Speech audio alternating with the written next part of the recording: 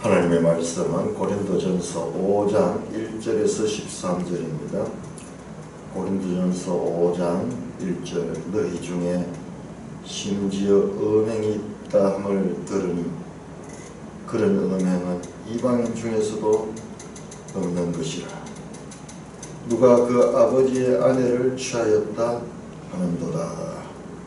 그리하고도 너희가 오히려 교만하여졌어 어찌하여 통한이 여기지 아니하고 그 일 행한 자를 너희 중에서 쫓아내지 아니하였느냐. 내가 실로 몸으로는 떠나 있으나 영으로는 함께 있었어. 거기 있는 것 같이 이런 일을 행한 자를 이미 판단하였노라. 주 예수의 이름으로 너희가 내 영과 함께 모였어 우리 주 예수의 능력으로 이런 자를 사탄에게 내주었으니 이는 육신은 멸하고 영은 주 예수의 날에 구원을 받게 하려 함이라. 너희가 자랑하는 것이 옳지 아니하도다. 적은 누룩이 온 덩어리에 퍼지는 것을 알지 못하느냐.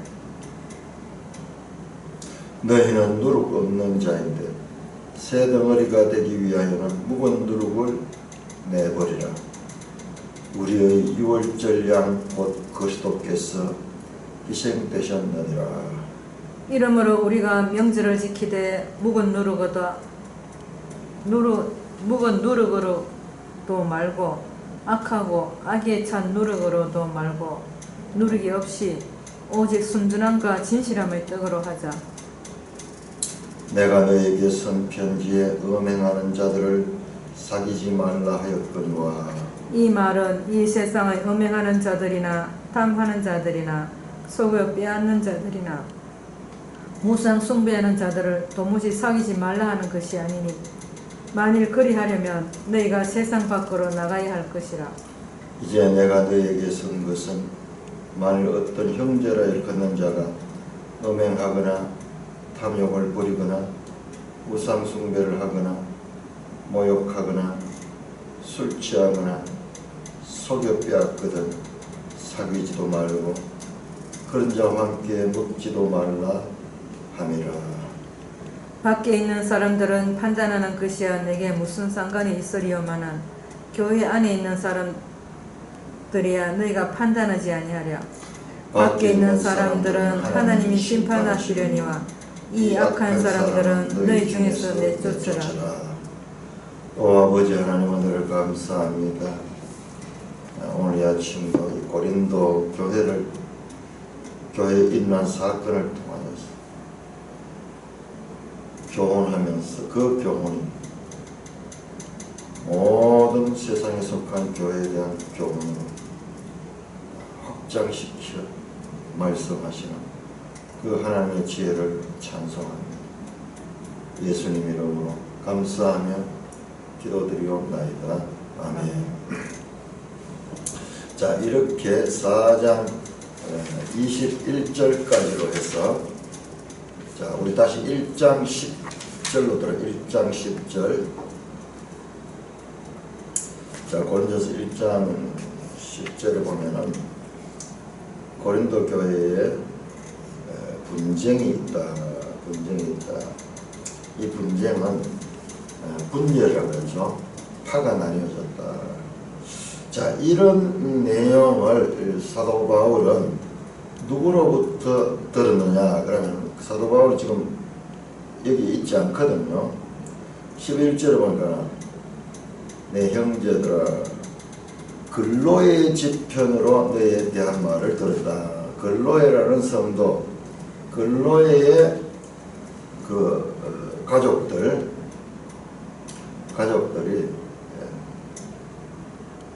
바울이는 에베소로 와가지고 그 고린도 교회의 상황을 전해줬습니다. 그래서 그 내용이 너희 가운데 분쟁이 있다는 거다. 분열로 말미암은 분쟁이 있다는 거다. 그래서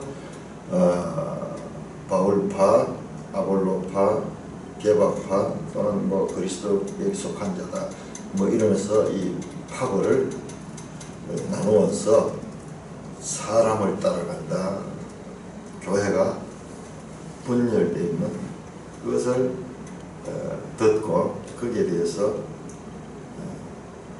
왜 그런 잘못된 그리스도 안에서 한 몸이 되어서 같은 말을 하고 같은 마음과 같은 뜻으로 한 몸이 되어야 되는데 그렇게 교회가 나누어졌는가? 그 이유가 뭔가? 너희 속에 세상의 지혜를 따라서 가고 하나님의 지혜를 쫓아야 된다. 하나님의 지혜는 뭐냐? 십자가에도 자기를 부인하고 자기를 낮춤으로써 그리스도를 드러내는 건데 너희들이 생각 가운데 이 세상의 지혜로 가득 차이기 때문에 믿는다 하지만 아직까지 너희는 성숙한 자들이 아니고 육신에 속한 자다.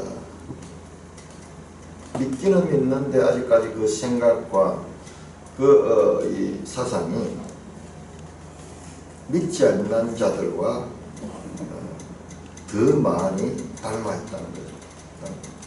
그러므로 너희가 그리스도 안에서 그런 잘못된 것을 벗어나서 성숙한 신자들이 되어서 그리스도의 몸으로서 온전함을 회복하라라는 말씀입니다. 너희들은 믿지만 아직까지 그 믿음을 잘 몰라서 과도한 실현된 종말론, 그리스도가 와서 모든 것을 다 완성했기 때문에 이제는 우리는 죄사함을 받았고 앞으로도 죄와 상관이 없다라는 그런 이 과도한 실현된 종말론에 대한 사상을 가지니까 거기에서 문제들이 많이 발생했다. 그렇지 않다. 너희는 구원받았지만 아직 어린애다. 그러므로 삶에 있어서도 계속해서 그리스도의 가르침을 따라서 자라가야 된다. 그러면서 교회 분열에 관한 교훈을 지금까지 했습니다. 그 다음에 두 번째, 너희 중에 이제는 분열에 관한 것은 이제 다 설명하고 이제는 음행이 있다 하면 교회 안에 음행하는 자들이 있다는 거예요. 우리가 다시 한번 고린도 교회에 대해서 알아야 되는데 이 고린도 지역은 음행이 일상화된 지역입니다. 말씀드렸죠. 고린도에 가장 유명한 이 신전이 있는데 그게 아프로디테 신전이에요. 아프로디테. 그 로마식으로 이야기하면 비너스 신전, 비너스 신전. 여기 지금 헬라 지역이거든요. 아테네와 아주 가까운 곳입니다. 그래서 이 아프로디테 신전은 우리는 뭐 비너스가 미의 여신이고 그렇게 하지만 비너스는 이것은 미의 여신이지만은 그거는요 음행의 여신입니다. 출생부터 시작해서 이게 전부 음행한 곳에서 음행의 대명사입니다. 그 신전 제사 의식 자체가 음행이에요. 그래서 이 아프로디테 신전에는 1000명의 여인들이 신전 창녀로서의 역할을 하고 있는 것입니다. 그러니까는 참 우리나라는 그런 데에 비하면은 그 유교적인 그런 영향이 있어서 그런지 되게 이 성적인 면에서는 보수성이 있어요. 뭐 그렇지 않은 사람도 많고 역사 가운데 그렇지 않은 경우도 많았겠지만 그럼에도 불구하고 사회 전반적인 풍토는 이 성적인 문제에 있어서는 상당히 보수적이에요. 다른 나라와 비교를 해보면 다른 나라는 그런 개념 자체가 없는 경우가 많아요. 가나안 같은 데도 그렇고 지금 이 그리스도 그렇고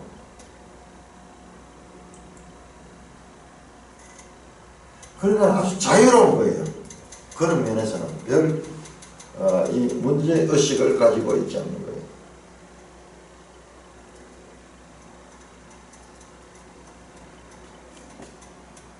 그런데 어떤 음행이냐? 보통 음행이 아니고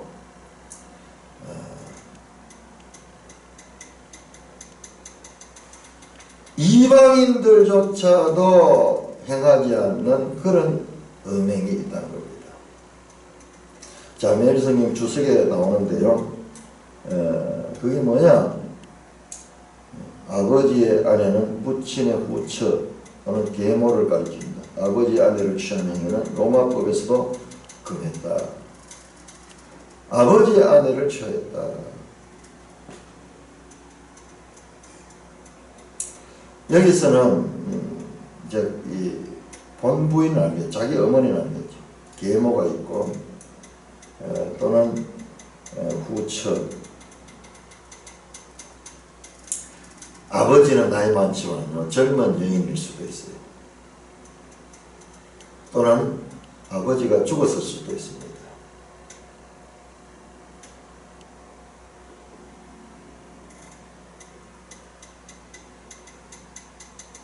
그런데 이런 것들은 이방인들도 법으로 금하고 있는 거예요. 로마법에서도 금했던 거예요. 로마는 상당히 이 성적으로 관대한 그런 법을 가지고 있는데도 이것만은 금하는 근친상간의 죄를 교회 안에서 여기 한 사람이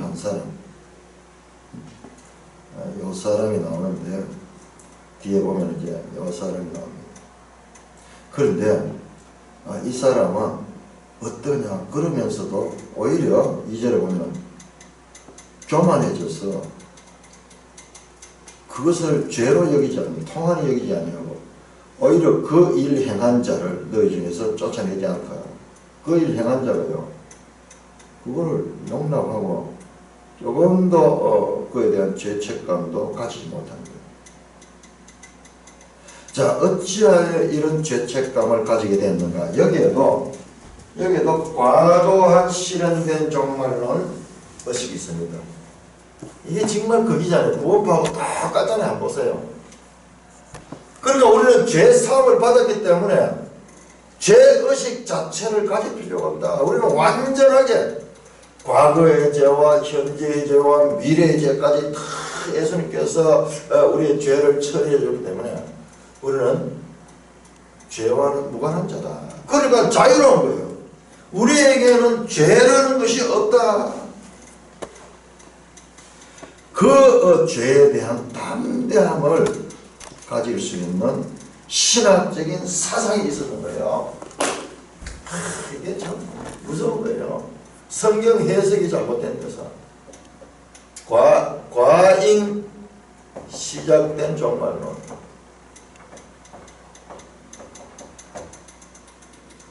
이미 예수 그리스도가 우리의 모든 죄 문제를 다 해결해버렸다. 아직 아니, 이미 죄 사함을 받고 하나님의 자녀가 되었지만 아직 우리에게 죄의 속성과 사탄으로부터의 공격이 있다는, 아직까지는 완성되지 않았다. 의롭다함을 인정받았지만은 칭의의 상태가 있지만 이것은 완전히 죄가 없는 상태가 아니라 예수 그리스도 말미암아 의롭다고 불러주는, 인정해주는 것이지, 우리가 완전히 의로워진 것이 이 완전한 상태가 영화 상태는 영화. 죄와 아무 상관없는 그와 같은 이것은 재림의 때에 이루어지는 거야. 그러니까 우리는 계속해서 성화되어 거룩함을 이루어가야 돼요. 이 죄성이 우리에게도 있기 때문에 그 이전에 죄 가운데 그냥 살던 자들과 달리 죄에 대해서 더 예민해지고 그 죄를 이기기 위해서 긴장된 그와 같은 죄와 싸움이 계속 우리의 현실적인 건데 이게 없어져 버린 거예요. 이게 없습니다. 이게 저 성경 해석에 잘못된 신학 때문에. 어찌 그리 이 구원파하고 똑같겠어요. 그리고 모여서 자기들은 완전한 자예요. 완전한 자이기 때문에.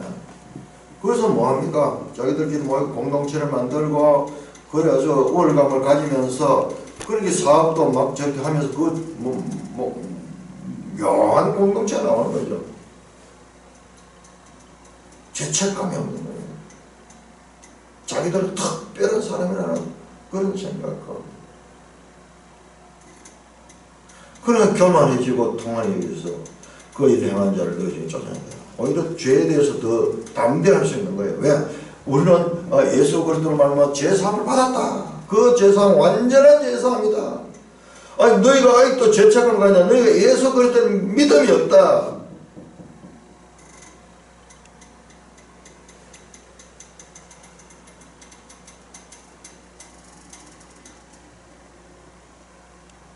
아직까지 죄 문제 가지고 허덕이고 있느냐. 너희들은 아직까지 부족하다. 계몽적인 관용을 자랑한다. 너희들은 아직까지 잘 몰라. 믿음이 없어서 그래. 예수님의 십자가의 구원은 완전한 구원이기 때문에 우리의 앞으로의 죄까지 다 해결했기 때문에 너희들은 이 잘못에서 벗어나야 돼. 그러면서 오히려 우리는 죄의식을 전혀까지 잡잖아요. 이게 에피큐로스 학파의 사상하고도 연결이 되고, 에피큐로스 학파는 동기는 다르지만 내용은 똑같아요. 이 육신은 무가치한 것이다. 그러니까 육신을 마음대로 사용하면 된다. 담대해지. 그 사상이 죄에 대해서 무감각이 되는 거예요. 이들은 오히려 교만해졌다는 거예요.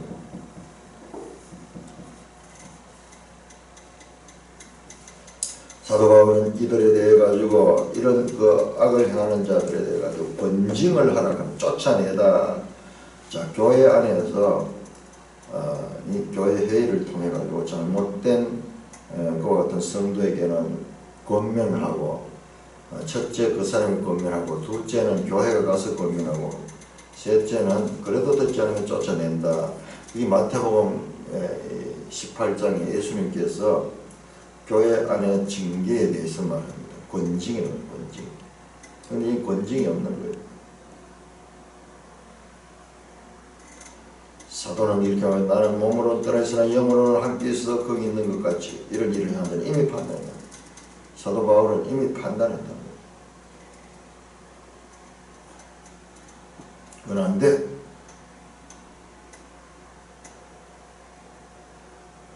사도적 권징입니다. 자, 사도에 대해서 우리가 살펴보면서 이 사도에 대해서 우리가 제대로 이해 못하면 이어지는 내용이 이해가 안 돼요. 주 예수의 이름으로 너희가 내 영과 함께 모여서 우리 주 예수의 능력으로 이런 자를 사탄에게 내어주시니 이는 육신은 멸하고 영은 주 예수의 날에 구원을 받게 하라고. 징계를 사도 바울은 이미 했던 겁니다. 주 예수의 이름으로 너희가 내 영과 함께 모여서, 참 어려운 이야기죠. 그러니까 사도 바울의 이 생각과 사도 바울은 지금 몸은 떠나 있으니까 함께 모였어. 우리 주 예수의 능력으로 이런 자를 사탄에게 내주었다. 자, 5절에 보면은 사탄에게 내준다는 말은 공동체 밖으로 출교한다는 것을 의미한다. 그렇게 되는데, 이는 육신은 멸하고 영은 주 예수 날에 구원을 받게 하리라. 이게 좀 난해 구절이에요. 육신을 멸한다는 말은 하나님 뜻한 죄의 본성이 십자가에 못 박혀 제거된다는 뜻이다. 우리 매일성경 조석에 그렇게 나와 있는데, 이걸로서 해결이 안 돼요. 자, 우리가 초대교회 보면은 사도의 권위가 어떻게 했는가 우리 알죠? 사도행전 5장에 보면 아나니아와 삽비라에게 베드로가 말로 책망해보니까 죽을 정도로 그와 같은 징계가 내려졌습니다. 예수님 당시에 큰 능력이 있듯이 사도들에게도 예수님이 큰 권능을 줬어요. 귀신을 쫓아내고 말에 권위를 주고 지혜를 주고 능력을 주셨어요. 교회가 시작되면서 제일 먼저 그 성도들이 죽음을 당합니다. 그 부부가 얼마나 헌신적이에요. 엄청난 재산을 팔아가지고 교회 헌금했는데, 그렇지만은 일부를 남겨뒀고 속였다 하는 그 거짓된 것 때문에. 그게 뭐냐, 지금 이런 상태예요. 그 거짓, 교회 안에 거짓은 조금도 용납해서는 안 된다. 이 누룩이 들어오면, 거짓의 누룩이 들어오면, 교회는 진리 공동체인데, 거짓이 조금이라도 어떤 동기에서든지, 어떤 것이라든지 거짓은 있으면 안 된다. 엄청난 상징적인 사건이지, 만약 그걸 우리가 문자적으로 그대로 오늘날 교회에 적용한다면 그것은 이해할 수 없는 거예요. 그리고 교회가 있을 수 없습니다. 이거는 사도행전에 나오는 사건은 3,000명, 5,000명이 모이고 거기에 능력이 나타나고 그 방언이 터지고, 그 방언은 외국어거든요. 외국어. 그런 일들은, 그리고 그때 조금이라도 자기 것을 자기로 생각하고 재산을 내놔가지고 있는 자나 없는 자나 그걸 나누어 쓰고 하는 그 사건은, 그것은 단회적인 그런 사건입니다. 그거는 강력한 역사로 말미암아 시작될 적에 나타나는 그림이에요. 그 이후에는 그런 내용들이 안 나옵니다. 그런데 우리의 문제는 그것을 지속적이고 지금도 가능한 사건으로 생각하면서, 그건 참 믿음이 좋으니까 그것까지 나무랄 수 없지만, 그렇지 못한 상태를 갖다가 비판을 하고 그것은 비성경적이다 그러면서 지금도 계속 그런 것을 추구하는 것은 넌센스예요. 교회 안에 그런 경우가 얼마나 많은지 모릅니다. 필요할 때는 그걸 그대로 오늘날 그대로 적용시키면서 거기에서 여러 가지 문제를 일으키는 것이 교회 역사에서 많이 있어왔습니다. 자, 그러니까는 이 사도 바울이 이런 자를 사탄에게 내주었다 하는 말은 실제로 병들게 하든지 그들이 큰 어려움을 당했을 수도 있습니다. 자, 이 고린도전서 11장 한번 보십시다. 고린도전 11장. 우리 초대교회하고 우리하고 다른 면이 있습니다. 11장 30절 보면은, 그러므로 이 성찬을 제대로 하지 못해가지고 성찬을 하는데 바른 자세로 하지 못했기 때문에 30절에 그러므로 너희 중에 약한 자와 병든 자가 많고 잠자는 자도 적지 아니하니 우리가 우리를 살폈으면 판단을 받지만 우리가 판단을 받는 죽게 징계를 받는 것이다. 성찬이요, 제대로 된 태도를 가지지 않고 그렇게 참여했다. 잠자는 자는 죽은 자예요. 죽은 자도 있고 병든 자도 많고 약한 자도 많고. 그만큼 이 성찬이 초대교회는 이 능력 있는 그리고 중요시 다뤄졌다. 자, 우리 고린도 후서 7장 한번, 고린도 후서 7장.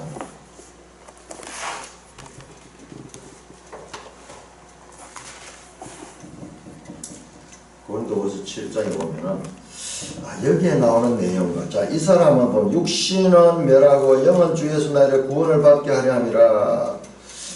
이 말은 이런 자를 사탄에게 내주었으니 이런 자를요 환난을 당하게 했는 거예요. 그것은 결국 그 육신의 환난을 통해서 영은 구원을 받게 하려고 그렇게 했다. 그 목적이 뭐냐? 구원이에요. 징계는 구원하기 위한 수단이었어요. 자, 7장 고린도후서 7장 8절 보시면 그러므로 내가 편지로 너희를 근심한 것을 후회하였으나 지금은 후회하지 않으면 그 편지로 너희가 잠시만 근심한 줄 아니라. 편지로 강경하게 지적을 했어요. 그러니까 할 때는 그렇게 했는데 지나고 나니까 마음이 아픈 거예요. 너무 강하게 그랬기 때문에. 그런데 다시 소식을 들어보면 지금 내가 이 근심하지 않는 것, 후회하지 않는 것, 내 행동을 너희가 잠시 근심했지만은 구제로 보면 내가 지금 기뻐하면 너희로 근심하게 한 까닭이 아니요 도리어 너희가 근심함으로 회개함에 이를 까닭이라. 너희가 하나님 뜻대로 근심하게 된 것은 우리에게 아무 해도 받지 않게 하려 하느라.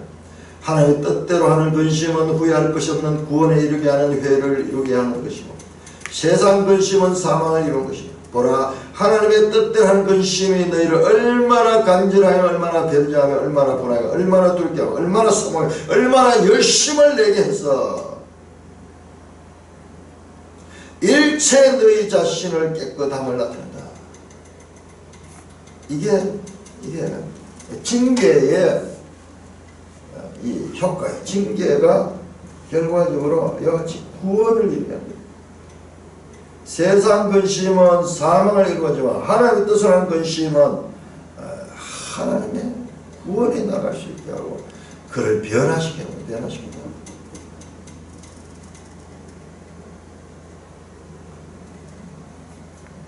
목적이 구원을 받게 합니다. 그래서 징계를 했다.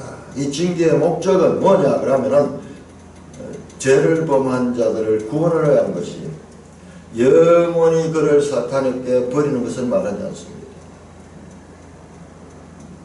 권징은 목적이 바로 이와 같은 거예요. 교회 안에 권징이 있는 것은 그를 구원하기 위한 것이다.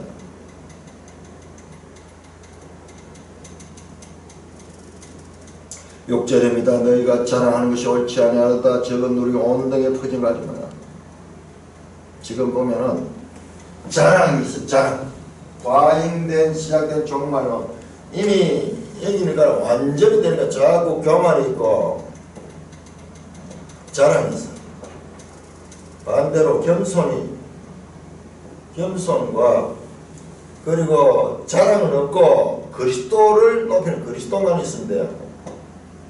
이 아주 육신에 속한 자이기 때문에 교만하고 자랑, 이 단어들이 지금 계속 나와요.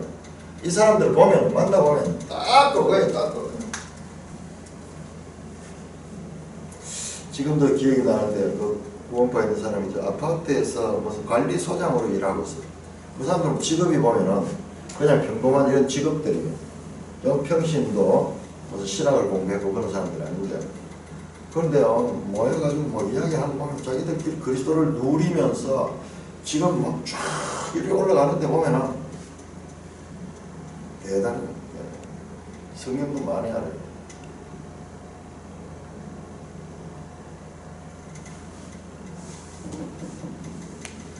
우월감을 가지고 있어. 기성교회에 대해서 상당한 우월감을 가지고. 너희들 아직까지 구원도 받지 못했어.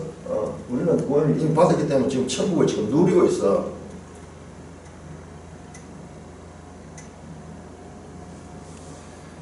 자랑하는 것이 옳지 아니하다. 적은 누르기 온 땅에 퍼진 거 알지 못하냐. 그렇게 죄책감 없이 말이죠. 막 죄를 지으면서도 오히려 자랑하고 우리는 죄와 상관없는 자다. 우리는 죄를 극복했는 자다. 이러면서 하는 것은 잘못됐다. 적은 누르기 온 땅에 퍼진 것을 알지 못하냐.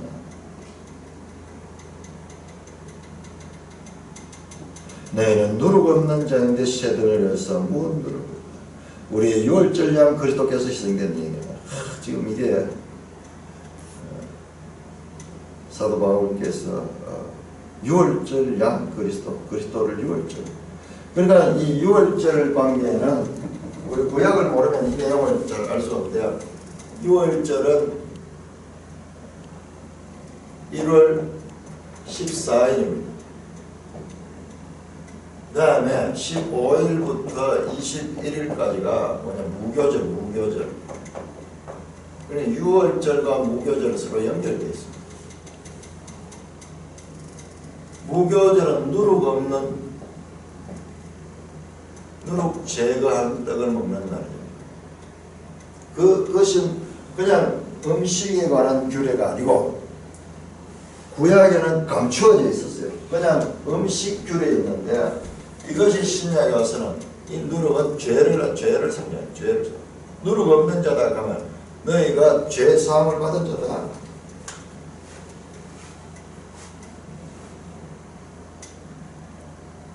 그렇기 때문에 너희는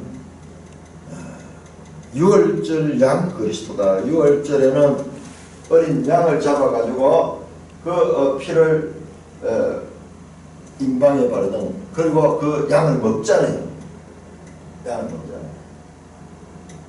그 유월절에 어린 양의 본질이 예수 그리스도다.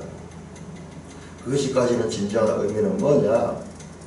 바로 새로운 덩어리다. 누룩 없는 새 덩어리다. 새 빵이다. 새 빵. 새 빵 덩어리다. 새 무교병. 새로운 무교병이다. 무교병은 하나의 상징이었고, 실제가 뭐냐?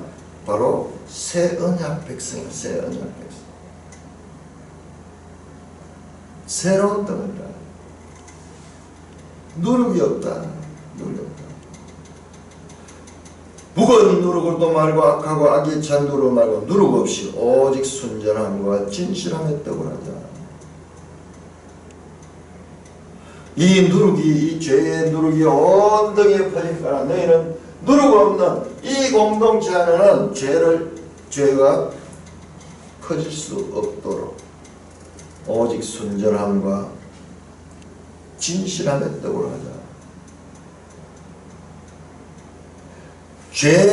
죄를 독으로 치면은 죄는 꼭 독과 같이 독이 돌아 퍼져가지고 죽입니다. 이 누룩도 그것처럼 쫙 퍼지듯이. 그런데 새로운 무교는 뭐냐? 이 해독제. 그 죄를 씻어내는 거예요. 죄를 해결해. 그래서 악의에 찬 누룩, 그 다음에 묵은 누룩이 아니라 순전함과 진실함의 떡으로 하자. 순전함과 진실함의 떡.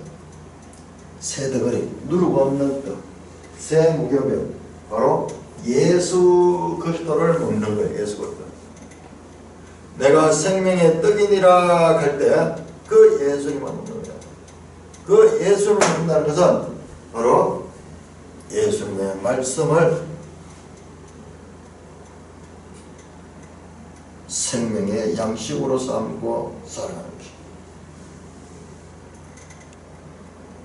이 새 덩어리 안에서는 그 죄를 용납해서는 안 된다.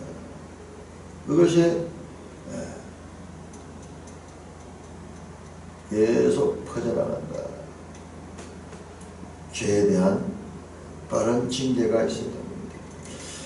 자, 누룩 없는 자, 그리스도인은 누룩 없는 자입니다. 그리스도인은 죄 없는 자예요. 죄 없는 자. 자, 여기에 문제가 있습니다. 자, 요한일서 3장. 자, 그러면은 저 사람들이 이야기가 맞잖아요. 구원파 이야기가 맞잖아요. 맞으면서도 틀립니다. 자, 그러니까 구원파들은 이런 증거 본문들을 가지고 자기들을 계속 강화하는 거예요.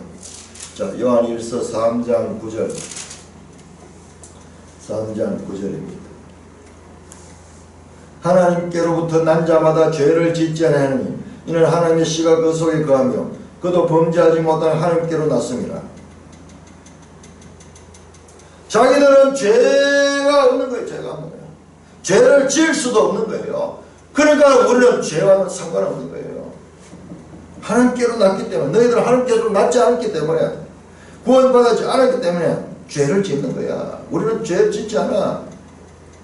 하나님의 씨가 우리 속에 거하기 때문에 우리는 결코 죄가 될 수 없는 거야. 범죄할 수 없는 거야. 하나님으로 났기 때문에. 이 말씀이 맞잖아요. 구원파 주장이 맞잖아요. 자, 5장 18절. 그럼 그 사람들이 요한복음을 많이 인용해요. 5장 18절. 하나님께로 난 자는 범죄하지 않은 줄 우리가 아노라. 하나님께서 나신 자가 그를 지키며 악한 자가 그를 만지지 못하는 거라. 나오잖아요. 맞잖아요. 너희들은 이런 말씀을 두고도 왜 아직까지 죄에 살려면, 그러니까 너희가 거듭나지 못했기 때문에. 자, 여기서 중요한 것은 성경 해석을, 그러니까는 우리가 한 절만 가지고 되는 것이 아니고 여기에서는요, 뭘까요? 죄를 짓지 않는다 하는 말은 지속적으로 죄의 습관에 매이지 않는다는 그런 의미예요. 이게 정말 이걸 제대로 해서 다른 부분하고 완전히 달라요. 자, 그렇다면 사도 바울이 왜 신자 안에 죄가 있다는 것을 로마서에서 그렇게 말하고 있습니까? 이것은 결과적인 것과 같은 상태고, 우리 이 그리스도인들은 성령의 역사로 말미암아 지속적으로 이 죄에 있지 않고 이 죄에 우리가 넘어질 수도 있고, 여기 나오잖아요. 지금 여기에 나오는 고린도 교회에 지금 성도들이잖아요. 이게 구원받은 백성, 육신에 속한 자들이잖아요. 계속 죄가 그를 공격하고 죄가 그를 넘어뜨리고 있습니다. 그런데 너희 신분이 뭐냐? 새 무교병이기 때문에 너희는 지속적인 죄가 이 속에서 용납하는 것을, 이 속에 들어와서 부풀어 가서 이 새 무교병을 이 묵은 누룩을 가지고 이 변화시키는, 이걸 제거해야 된다. 제거해야 된다. 없다 하는 게, 죄가 없는 상태거든요. 제거할 필요가 있어요. 죄로부터 너희들은 나와야 된다.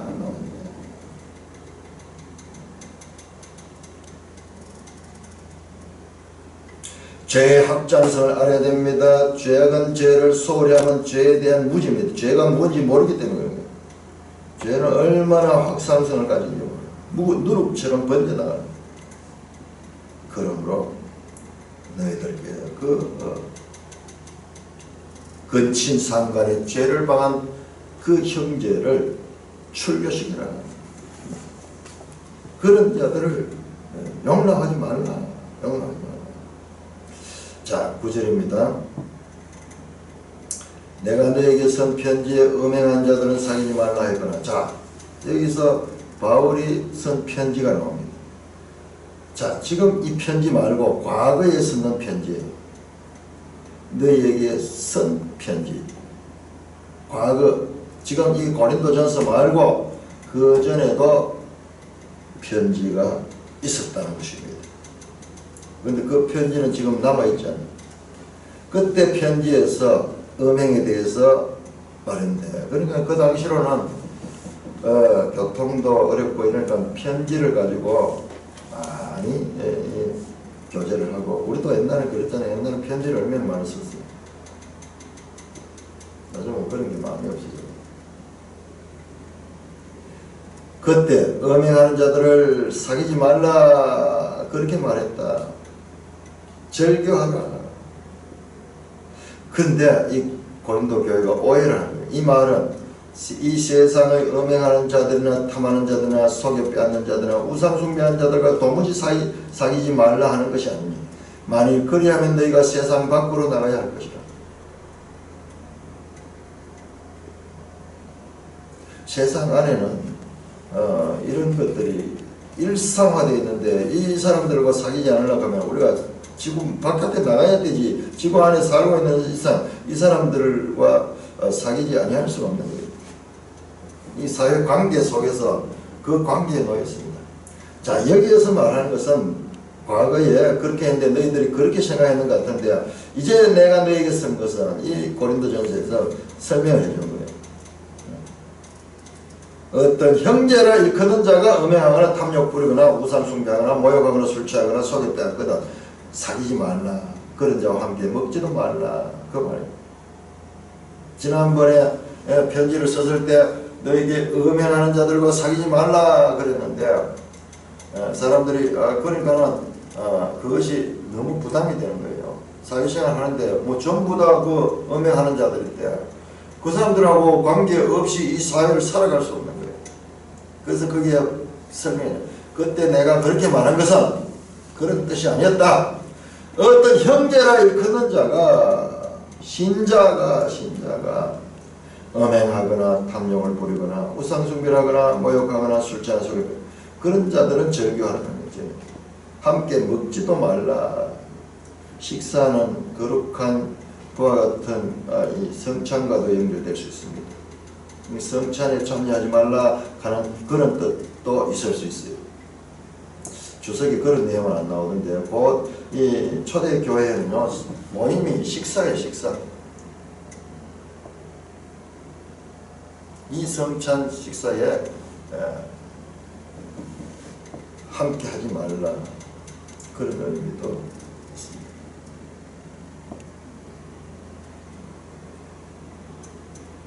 밖에 있는 사람들을 판단해요. 밖에 있는 사람 불신자들입니다. 내게 무슨 상을 주면 교회 안에 있는 사람들은 너희가 판단하지 아니하냐. 수사 의문입니다. 판단해야 된다는 것입니다. 밖에 있는 사람들은 하나님이 심판하면 이 악한 사람은 너희 중에 떼거라. 자 끝에 나오네요. 누구냐? 이 악한 사람, 근친상간한 사람, 단수로 나옵니다. 교회 안에 들어있는 그 악한 사람은 너희 중에서 내쫓아라. 세상에 대한 심판은 하나님의 영역으로 맡기고 성도들은 교회의 죄를 먼저 처리하라는 말입니다. 사도적 권위를 가지고 지금 명령하는 거예요. 죄에 대해서 관용하면 성도의 친절함이 아니다. 오히려 그것은 공동체를 손상시킬 것이다. 징계는 죄에 대한 우리의 안전의식에 충격을 받게 하는 것이다.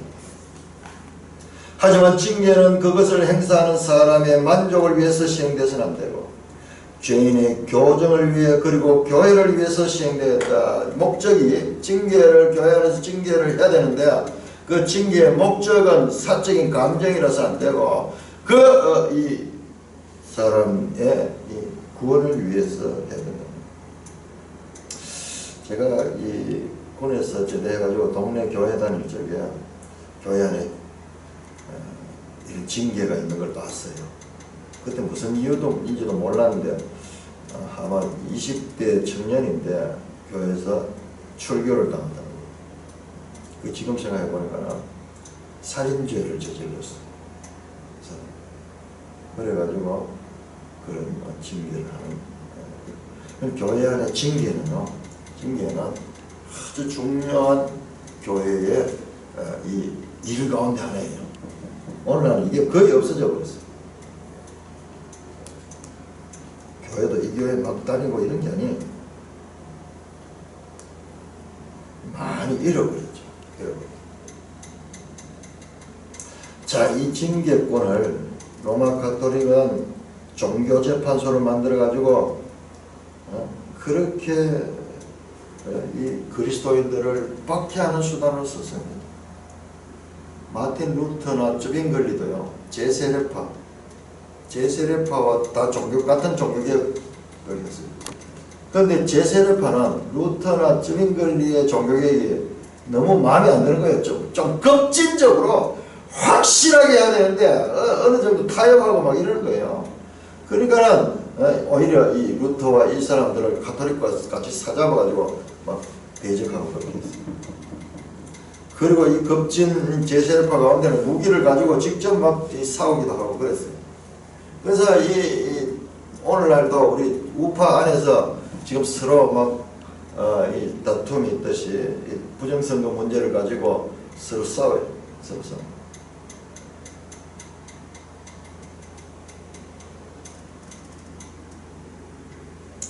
루터와 쯔빙글리가 제세례파를 파문시켰어. 이 교회 역사를 보면은 과다하게 본문을 적용해왔습니다. 이에 대한 반작용 또한 과다하게 반응하여 교회를 징계를 또 무시한 오늘날 무시하는데 이것이 제대로 사용되는 것이 쉽지 않다 하는 것을 역사를 통해서 우리가 알게 됩니다. 그러니까 우리가 이걸 좀 내용을 자세히 봐야 제세례파. 그래서 나는 이 제세례파가 가장 순수한 그와 같은 성도들의 모임이다. 그렇게 생각하고 제세례파에 대해서 우리나라에는 제세례파는 거의 잘 안 알려졌어요. 관심을 많이 가지고 제세례파의 신앙을 추구를 했습니다. 그런데 거기도 완전하지 않아요. 제세력파 가운데도 파가 여러 개가 있고 급진주의가 있고요. 그리고 과연 제세력파 사상이 가장 성경적인가? 그렇지 않습니다. 그것조차도 우리의 판단이 내 성향하고 맞아가지고 내 육적인 성향과 맞아서 내가 거치지 않냐. 과연 성경이 말하는 그 판단을 따라서 하는 것이 아니라는 것을 나중에 알게 됐어요. 그러니까 우리는 끊임없이 하나님의 말씀을 계속 읽고 하나님의 뜻이 무엇인가 성경 전체를 통하여서 이해하는 그런 힘을 길러야 됩니다. 그러니까 우리 단번에 그게 될 수 없으니까 때로는 좌로 빠질 수도 있고 때로는 우로 빠질 수도 있고 심지어는 이단에도 빠질 수 있습니다. 진리를 찾다가. 그 어거스틴도 오랫동안 이단에 빠졌어요. 마니교라는 이단에 빠져있습니다. 근데 거기에서 나중에 나와서 무엇이 문제였던가 그걸 생각을 하고 이러면서 우리 사람의 약함을 많이 알게 되고 그리고 하나님의 말씀을 온전하게 이해되는데 그런 경험들도 사용이 되기도 했던 것입니다. 그러니까 우리는 뭐냐? 생명존이 생명의 특징은 이 부드러움. 돌 같은 마음이 아니고 돌은 성장이 없습니다. 그러나 생명은 반드시 생명 있고로 성장. 교회의 역사도 그렇고 우리 개인의 신앙도 그렇고 항상 진행 중 프로그레스가 돼요. 프로그레스 하지 못하고 이렇게 굳어 있으면 그 자체가 순수할지라도 그 자체가 이와 같은 생명을 거스르는 거에 돼요. 나는 순수하다. 나는 아무런 죄도 없다. 나는 그야말로 성경적이다. 이러면서 이 돌이 될 수 있다. 이게 교회 역사가 보여주는 양면이에요.